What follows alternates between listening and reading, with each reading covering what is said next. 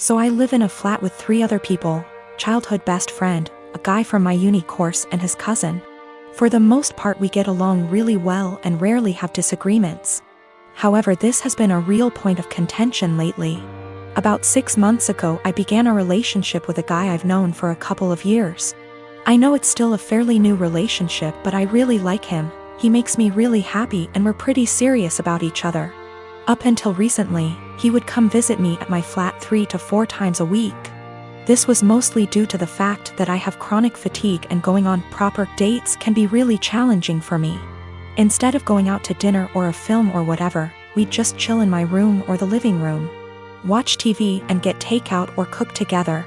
I didn't really consult anyone about this because all the other flatmates have their partners over as often if not more so, and he rarely spends the night and usually leaves before 10 p.m. because of his work schedule.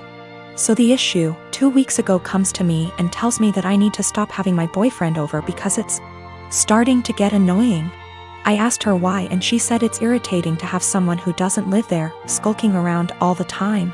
I pointed out that her boyfriend sleeps over 3 nights a week and thus is here more often than mine, and she claimed that was different because they've been together for 11 years and are moving in together once her lease is up. She said she's discussed it with the other flatmates and they've all agreed he needs to stop coming over or he has to chip into the rent, because it's getting ridiculous. Note: nobody else's partner chips in on the rent. I confirmed with the other 2 that yes, this is an agreement they've made.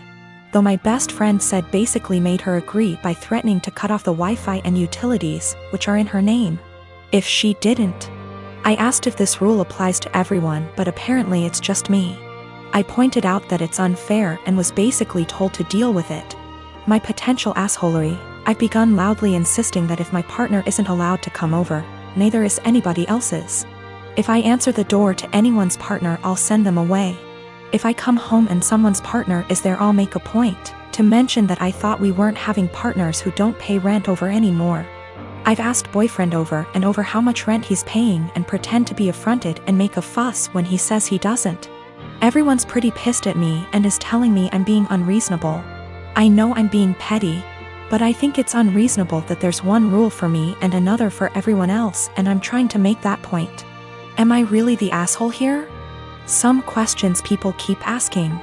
If I knew of something my boyfriend was doing to be annoying / if anyone had told me that he was doing something, I'd have included it. I'm not aware of anything he does, and when I ask why I doesn't like him, I just get a shrug and just do. I will also state I'm bi, and she's never had an issue with any female partners I've had.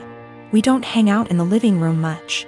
We literally only use it if there's something we want to watch that I can't get on my bedroom TV and there's nobody else in there. We use the kitchen more often than the living room, but honestly even that isn't that often. We eat far too much takeout pizza rip. A lot of people seem confused, so just clearing up who's who in the situation. The one who brought all this up is not my best friend. Not to get too much into a tangent, but basically just over a year ago I was moving out of halls at university and was looking for a new place, so we decided to move in together. At the same time, a dude from my course was looking for a flat share. We couldn't find a 3-bed but found a really nice 4-bed, and he mentioned his cousin was also looking for somewhere to live, so she got on board too. I only met her last year and we don't really know each other very well. By chronic fatigue I mean chronic fatigue syndrome. Sorry, that's apparently so unclear. I am 22, female, and I work full-time at a local steakhouse-style restaurant. There's a policy with the employees regarding free food based on the length of your shift, and the other day I was working a double, which meant I got 2 free meals, one at the end of my first shift and one at the end of my second. There are a few things we as employees can't pick for our free meals due to costs, but we still have access to nearly the entire menu. Another part of this policy is that if we pick something, and one of the ingredients required is almost gone, we're allowed to keep our pick and tell the customer that we're sold out of that particular item. This applies to all sides, salads, soups, etc. Usually though, if we say we're out, we really did run out regardless of employee meal picks. Anyways, on the day that I worked my double, we were about 2 hours out from closing and I sat a couple who were on a first date. Just assuming by some things they said, plus he name dropped a popular dating app. When they were ready to order their meals, the girl just so happened to ask for sirloin.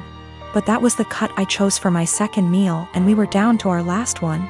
I apologized and told her that we were out, and the pouted and told me she would need another minute to decide. Her date shot me a dirty look and told me he needed more time now, too, so I went to check on my other tables. They seemed to be having a good date, laughing a lot and smiling. But they were immediately quiet and standoffish every time I checked on them, and interrupted me with, "Just the check, please," while I was asking if they'd like any dessert. I brushed it off, as it's not the first time I've had a rude customer, and brought them their bill. He wrote a big 0 on the tip line and a little note that read, "Thanks for ruining my date. Hope your night sucks too." I told my coworkers during closing, who all agreed the guy was being an ass. But when I called up my dad the next day and the topic of work and those particular customers came up, he told me I should have been less selfish and just let the woman have the sirloin and that I should have picked something else. He told me they didn't handle it very well, but that young lady had probably been looking forward to that steak. "You knew you could have given it to her and you didn't. I'm honestly a little disappointed in you. That really hurt my feelings, and I've been wondering if I was actually in the wrong. I don't believe it was a money thing. The guy ordered a pretty expensive seafood dish and the girl had one of our pricier cocktails. The sirloin is not our cheapest steak option. Yes, I'm aware that it's a weird policy. But it's our policy, and my bosses encourage employee satisfaction so that we can ensure customer satisfaction. I do not eat steak for free every day I work there. I have it once every 1 to 2 weeks. I and my fiancé have been together since our sophomore year of college, so around 5 years now. My mom had an affair with a coworker when I was 16, leading to my parents' divorce. She has been single ever since, going on dates but no serious relationships. I have a good relationship with my dad and his new wife. Sadly, my fiancé's mom passed 2 years ago due to cancer and his dad has been single since. My fiancé proposed last year, but our wedding was delayed due to COVID. Our families had never met up to this point because his family lives in South Carolina, whereas we're in North Carolina, where we went to college, around a 3 hours drive away from his dad. 3 months ago, in January 2021, we decided that it was time to have our families meet for the first time to discuss our upcoming wedding in June 2021. Held in our backyard, COVID appropriate, immediate family only. My dad and his wife, my fiancé's dad, and my mom all met at our place to meet and discuss the wedding. This went well, albeit there was some tension between my mom and my dad. This morning, out of the blue, my mom called me and announced that she had eloped. I was shocked as she had not been dating anyone to my knowledge. Upon questioning, it turns out that she and my fiancé's dad had been dating in secret since that meeting in January and had married in secret yesterday, making my fiancé my stepbrother. I want to throw up just thinking about this. She said that I should now cancel my wedding because it would be inappropriate to marry my stepbrother. I'm absolutely horrified. I shouted at my mom, saying she just loves ruining my life and called her selfish. First she cheated on my dad, and now she went and married my fiancé's dad, knowing full well I was about to marry my fiancé. My mom then said I was still young and I'd have the chance to meet someone new, but she's old and has to take every opportunity she's got, and so I was an ungrateful B\TCH for not approving of her marriage. She then accused me of wanting her to die alone. I don't think I'm the asshole, but I just wanted to make sure because ultimately I don't want her to have to be alone, even though I think she did that to herself by hurting my dad. I think I should be allowed to marry my fiancé as we met first. I'm also 12 weeks pregnant with my fiancé's kid, so that complicates matters more. We haven't told anybody yet. I don't know much about whether it's legal to marry your stepbrother. Honestly, I still don't know how to feel about this because this still feels kinda gross to me. We'll probably be going low or no contact.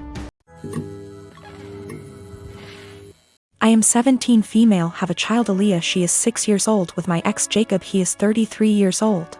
He has a new girlfriend Regina. She is 27 years old. We just finalized a court order he requested after meeting her and currently have complete 50//50 custody. Regina has always been a little too involved and believes that since she trains parents to parent, she knows everything.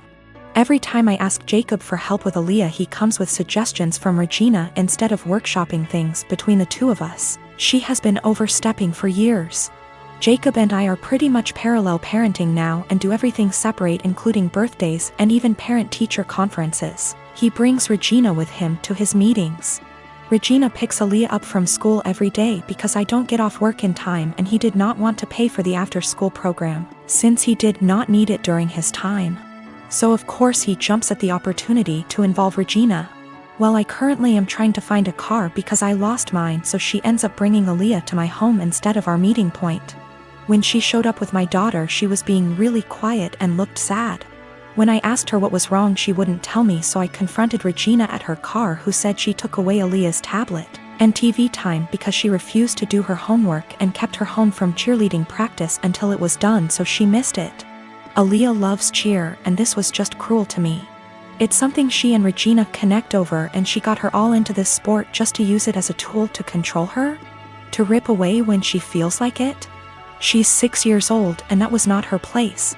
I have told her before she was not allowed to discipline, but she said, if she is going to have Regina in her care, she will have to discipline her, and since she does not yell or hit, she doesn't understand the problem. I told her she is not a mom and should not be acting like one. She said this is why Aaliyah has behavior issues in my care and left. I called Jacob and demanded that Aaliyah is put in the after-school program, and he refused, saying I was being ridiculous. But the parenting plan says no cruel punishments and that only the parents should lead most discipline. If he's doing what she says all the time, how is he leading? Now she is refusing to bring her to my home, and I have to Uber to the meeting point, which is costing me loads of money. Is this something I take them back to court about? Edit to add that she keeps her for a couple hours after school until I get off. That's how she had enough time to discipline her. Yes, there is a clause about meeting partners. She's been around a few years, that's not the issue. She's just too involved in parenting and has been for a while. I feel like there are certain boundaries that should be in place and certain things only parents should handle, like discipline and PT conferences, etc. She claims she kept trying to get her to do her work, but she just refused, saying she wanted to play on her tablet instead. She should have called me or her dad when this happened. Cheerleading was Regina's idea. She was a cheerleader and pushed for Aaliyah to join. Aaliyah fell in love with it, and now I feel that Regina is using that to control Aaliyah. Do what I say or no cheer. She's 6. If she kept refusing to do her homework, she should have called me to discuss a consequence. If she's alone with Aaliyah during either parent's time, she needs to discuss with both parents what the course of action should be for discipline. She is not a teacher. She is not a professional we are paying for, therefore guidelines need to be followed.